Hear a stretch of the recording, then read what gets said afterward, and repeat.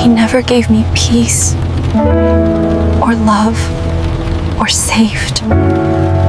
They say routine is comforting, but nothing about my routine felt comforting anymore. Not when it started with my mother-in-law Sylvia, walking into my home like it belonged to her. "Aaron," she said one Tuesday morning, letting herself in with the spare key I told Connor to take back months ago. "A woman your age should be preparing for motherhood, not QuickBooks reports." Sylvia was the kind of woman who wore judgment like unmistakable and impossible to ignore. A former beauty queen turned corporate matriarch, she believed in appearances, bloodlines, and firm hands at the dinner table. Unfortunately, she only lived 2 streets over, which meant she could drop in unannounced at any time, which she did often. I was 36, a full-time accountant for a regional logistics firm, childless, tired, and as it turned out, slowly being erased from my own marriage.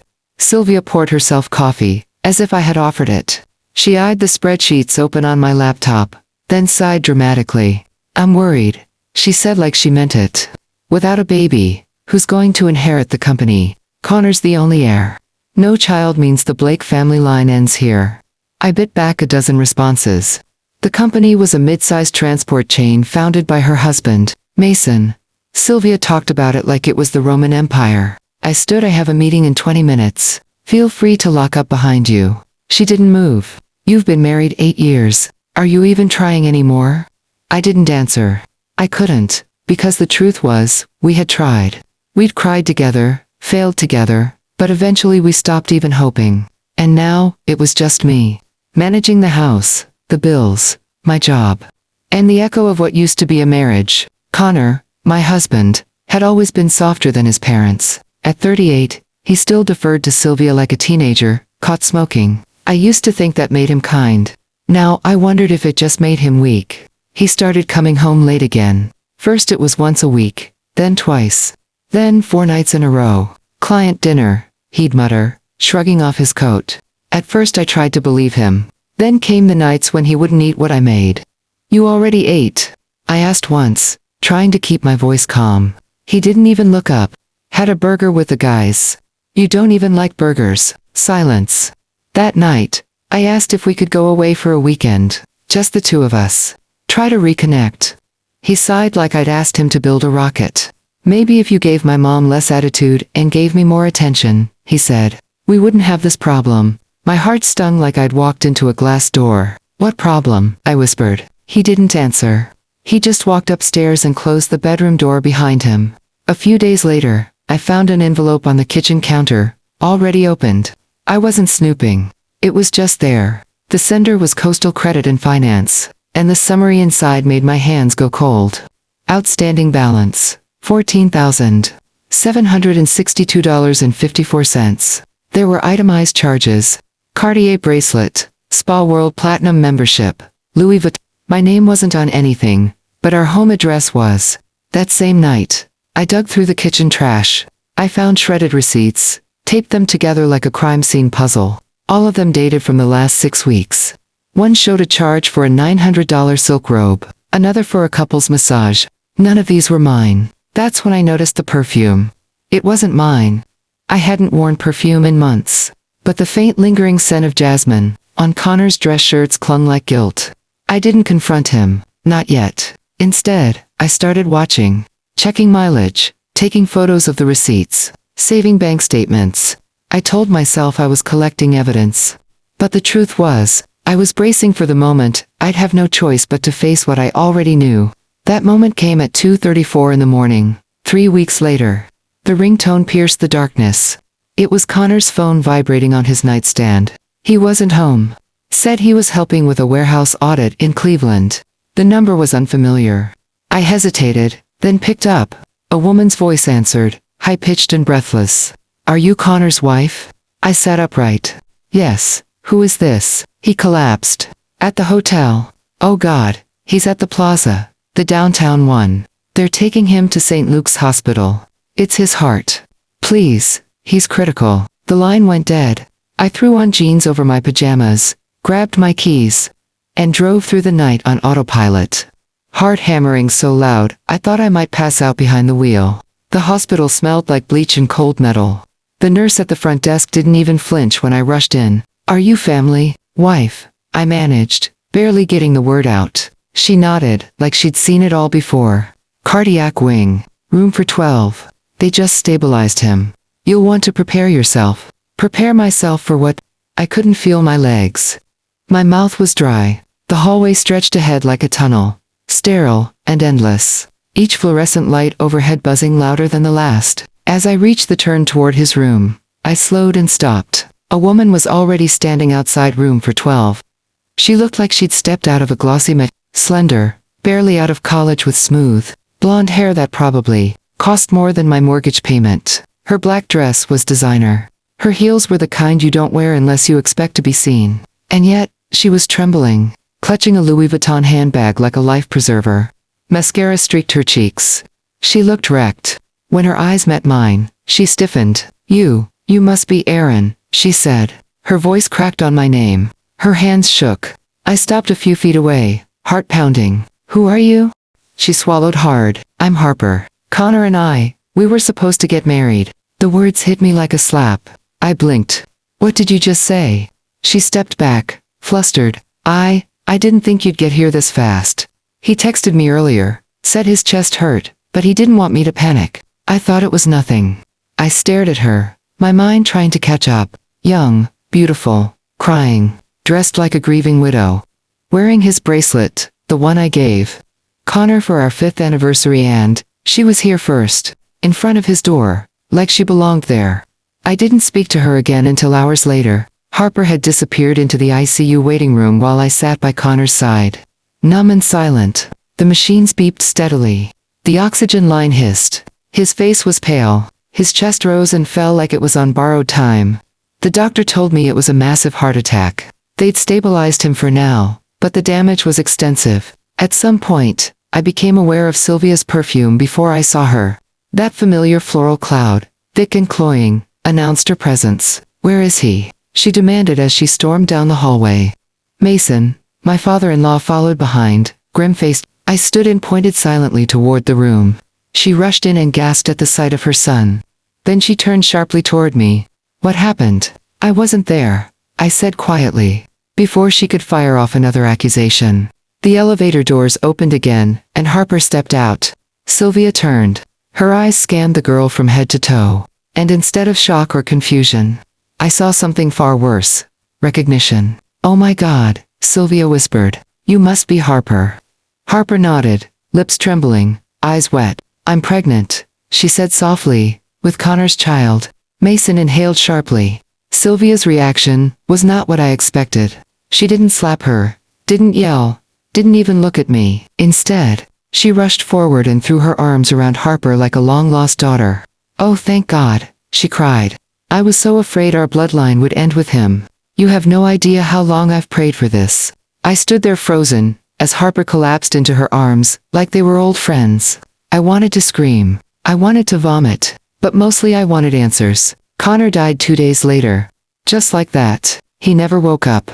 Never opened his eyes. Never spoke another word to me. The doctor said his heart gave out during the night. Sylvia sobbed. Harper wailed. And I just stood there, empty. The man I married for 8 years had been living a double life. And now I had to plan his funeral with his mistress in tow. "Include her," Sylvia said flatly, as we met in the family room of the funeral home. "She's carrying his child. She's family." "She is not family," I replied. "She is now." Mason sat silently in the corner, rubbing his temples. "You want her to sit where?" "With us." "Yes," Sylvia said. "Front row? And you expect me to host the service, deliver the eulogy, stand beside a woman I didn't know existed last week. She's carrying our future," Sylvia snapped. "Don't be petty." I nearly laughed. Petty? I was being asked to swallow betrayal, humiliation, and grief and smile through it for the sake of appearance. But in the end, I agreed. Not because of them, but because of Mason. "She should do it," he said quietly. "Connor may have made mistakes, but this service should be done right. Aaron deserves that." And so I agreed. I regretted it the second the doors opened on the day of the funeral. The chapel was packed. Connor's casket stood at the front, draped in flowers. I stood next to it, numb and black. Then she arrived. Harper, wearing a fitted black dress, pearls, soft waves in her hair, and that same Louis Vuitton bag on her arm. She looked like a senator's widow, and when people turned to look at her, she smiled. Sylvia ushered her up front like royalty. "This is Harper," she said proudly to anyone within earshot. "She's family now. She's carrying my grandchild." I could feel the whispers starting behind me. I could feel my parents' discomfort. My sister-in-law looked at me in pity. No one had told them who this woman was, but they understood enough. I kept my head high. I read the eulogy.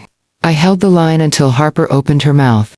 It was during the post-service reception in the adjoining hall.